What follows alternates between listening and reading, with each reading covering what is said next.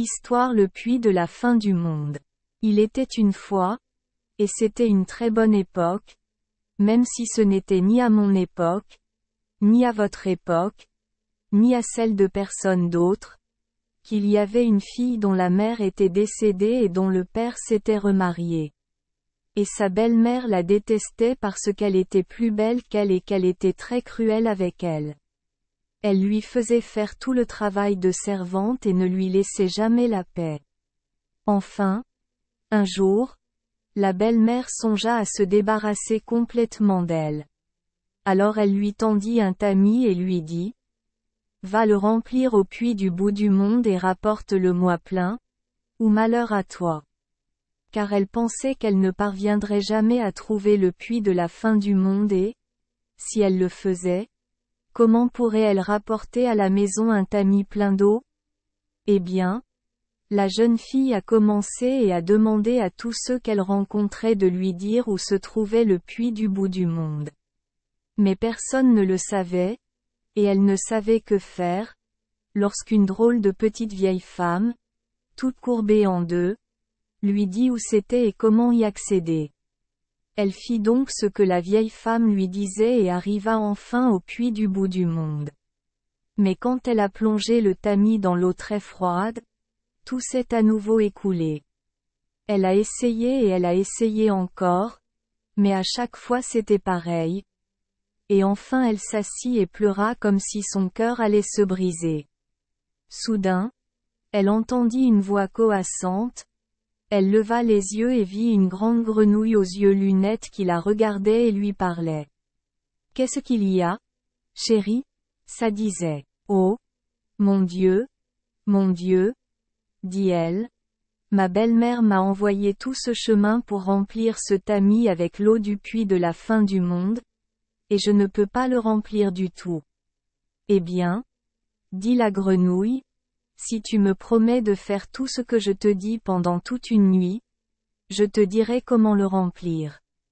Alors la jeune fille accepta, puis la grenouille dit: arrêtez-le avec de la mousse et badigeonnez-le d'argile, et ensuite elle emportera l'eau, et puis il a fait un seau, sautillait et sautait, et s'effondrait dans le puits de la fin du monde. Alors la jeune fille chercha de la mousse et en tapissa le fond du tamis, et par-dessus elle mit de l'argile, puis elle la plongea de nouveau dans le puits de la fin du monde. Et cette fois, l'eau ne manqua pas et elle se retourna pour s'en aller. À ce moment-là, la grenouille sortit la tête du puits de la fin du monde et dit: « Souviens-toi de ta promesse. » Très bien, dit la jeune fille. Car pensa-t-elle, quel mal une grenouille peut-elle me faire? Elle retourna donc chez sa belle-mère et lui apporta le tamis plein d'eau du puits du bout du monde. La belle-mère allait bien et était en colère, mais elle ne dit rien du tout. Le soir même, ils entendirent quelque chose taper à la porte en bas, et une voix cria: « Ouvre la porte, mon bardeau, mon cœur, ouvre la porte, ma propre chérie. Souviens-toi des paroles que toi et moi avons dites, en bas. Dans le pré, au puits du bout du monde. Qu'est-ce que ça peut être? » s'écria la belle-mère, et la jeune fille dut tout lui raconter, ainsi que ce qu'elle avait promis à la grenouille. Les filles doivent tenir leurs promesses, dit la belle-mère. Va ouvrir la porte tout de suite. Car elle était heureuse que la jeune fille doive obéir à une méchante grenouille. Alors la jeune fille alla ouvrir la porte, et voici la grenouille du puits du bout du monde. Et il a sauté, et il a sauté, et il a sauté, jusqu'à ce qu'il atteigne la fille, et puis il a dit: « Lève-moi jusqu'à ton genou, mon bardeau, mon cœur. Lève-moi jusqu'à ton genou, ma propre chérie. Souviens-toi des mots que tu as prononcés. » Et j'ai parlé, dans le pré près du puits du bout du monde. Mais la fille n'aimait pas ça, jusqu'à ce que sa belle-mère lui dise: « Lève-le tout de suite, espèce de coquine. » Les filles doivent tenir leurs promesses. Alors finalement elle souleva la grenouille sur ses genoux, et elle resta là pendant un moment, jusqu'à ce qu'elle dise enfin. Donne-moi à souper, mon Bardo, mon cœur. Donne-moi à souper, ma chérie. Souviens-toi des mots toi et moi avons parlé, dans le pré, près du puits de la fin du monde. Eh bien, cela ne la dérangeait pas, alors elle lui a donné un bol de lait et de pain et l'a bien nourrie. Et quand la grenouille eut fini, elle dit. Viens avec moi au lit, mon Bardo, mon cœur, viens avec moi au lit, ma propre chérie. Souviens-toi des paroles que tu m'as dites, au bord du puits froid, alors fatiguée. Mais cela, la fille ne voulait pas le faire, jusqu'à ce que sa belle-mère lui dise. Fais ce que tu as promis, ma fille. Les filles doivent tenir leurs promesses. Faites ce qu'on vous dit, ou partez, vous et votre grenouille.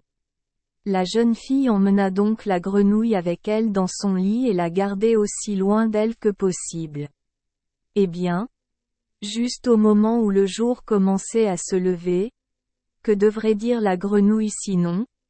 Coupe-moi la tête, mon Bardo, mon cœur, coupe-moi la tête, ma propre chérie. Souviens-toi de la promesse que tu m'as faite, à terre par le froid. Eh bien, tellement fatiguée. Au début, la jeune fille ne voulait pas, car elle pensait à ce que la grenouille avait fait pour elle au puits du bout du monde. Mais quand la grenouille répéta ces mots, elle alla prendre une hache et lui coupa la tête, et voilà. Et voici, se tenait devant elle un beau jeune prince, qui lui disait qu'il avait été enchanté par un méchant magicien, et qu'il ne pourrait jamais être dépareillé jusqu'à ce qu'une fille fasse ce qu'il veut pendant une nuit entière et lui coupe la tête à la place. Fin de celui-ci. La belle-mère fut très surprise lorsqu'elle trouva le jeune prince au lieu de la méchante grenouille, et elle ne fut pas très contente, soyez en sûrs, lorsque le prince lui dit qu'il allait épouser sa belle-fille parce qu'elle ne l'avait pas épelée. Ils se marièrent donc et s'en allèrent vivre dans le château du roi, son père, et la belle-mère n'eut pour la consoler que c'était par elle que sa belle-fille était mariée à un prince. Merci les enfants des Esperluette Croisillon 39. Avoir écouté des contes de fées au jour Esperluette Croisillon 39. 8. Espérons que les histoires apporteront aux enfants des moments heureux et significatifs. Si vous aimez notre chaîne, veuillez appuyer sur le bouton S Esperluette Croisillon 39. Abonner, pour ne manquer aucune histoire intéressante. Je vous souhaite une bonne nuit de sommeil et de beaux rêves. Rendez-vous dans la prochaine histoire.